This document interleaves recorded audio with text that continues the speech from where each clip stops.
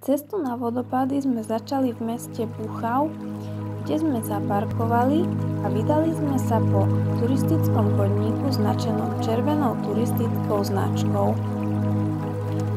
Po 20 minútach sme sa dostali na Buchauerský vodopád.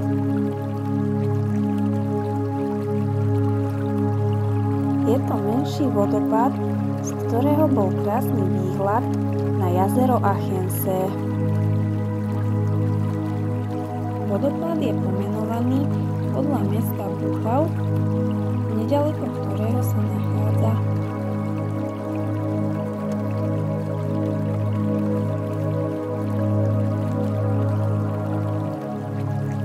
Popri vodopáde sa nachádza aj lavička, kde je možnosť si odpočinúť a sledovať krásny výhľad na jazero.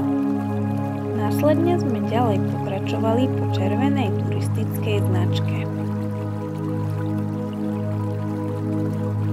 Približne po pol hodinke sme dorazili do cieľa, ktorým bol Dalfazerský vodopád. Nachádzajú sa pred ním lehátka na odpočinok a taktiež z neho môžeme vidieť jazero Achensee. Vodopád je vysoký 61 metrov.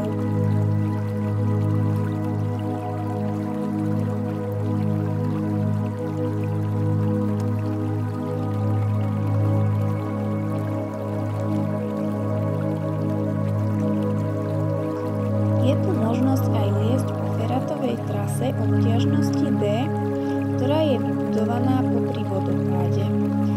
Tak si nezabudnite so sebou vziať aj feratovú výstroj.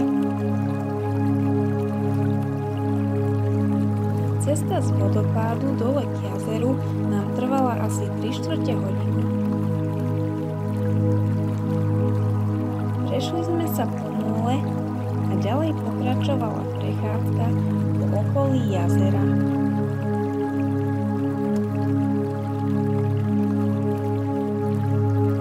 Videli sme tu zaujímavé preliesky v tvare lode a vyskúšali sme si tu aj menší zipline.